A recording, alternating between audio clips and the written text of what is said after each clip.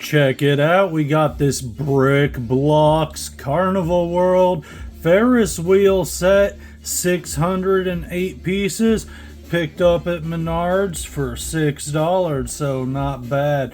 But let's check out the actual set.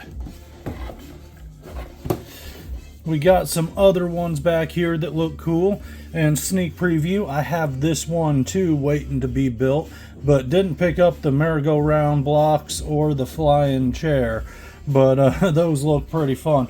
But you know what? Kind of happy it didn't after getting this one. And I'm hesitant to dig into the actual pirate ship set because those are always one of my favorite rides. But this is the set right here, and for comparison, here is a minifigure, so it's obviously not going to work in any sort of fairground setting you're building for actual little dudes. But the bricks are completely compatible and they're of good quality, so if you just want it for the parts, I say this is well worth picking up. But as you can see here with how it's built, these separate a little bit when you're just moving it around because how they're just stacked up, and we got these bendable bricks right here. But it's real cute, very simple. Not the biggest fan though. I would have been alright even with it not being minifigure scale, except for the fact that if we spin it around here, you got this, and you notice something? These aren't moving with it. They are on a Technic brick that should theoretically spin, but the bricks are too tight. So they stay in place and you don't get that feature, and that just kills it for me. Also, a little bit out of alignment just with how everything clicked together. That's and then you get the brick separation like that there, which, man, you just can't help. It's how the build was done, and that's the difference between Lego and other companies. Is there's a bit of a quality control, not just in the quality of the bricks, but the instructions of how the sets are put together. And just not only the building experience, but how solid the construction is.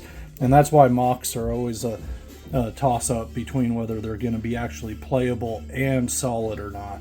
But yeah, unfortunately this one, not really good for a display or for any play.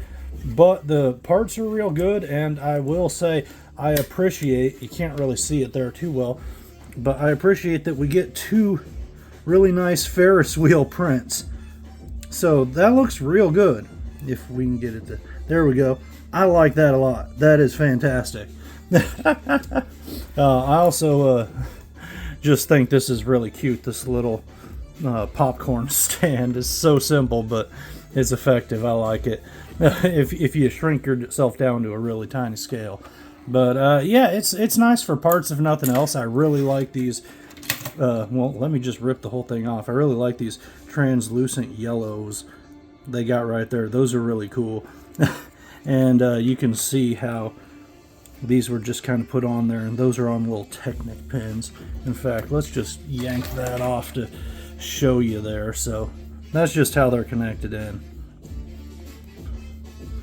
So you just got that popped in and slipped in there, and that's sliding in here. And yeah, they're not as loose as they should be to have this fully weighted proper, so that's just unfortunate.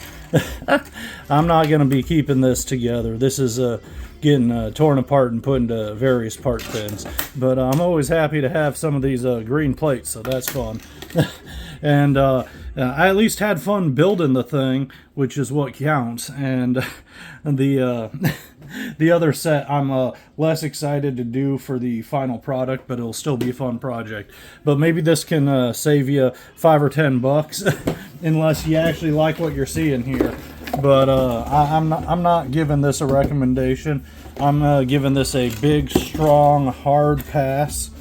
Don't pick it up. You're better off going to Lego store and just buying some collectible minifigures or something from their Pick-a-Brick something or other. That's where I built this dude. I like him. Anyhow, thank you for joining me, and we'll catch you later with some better brick stuff.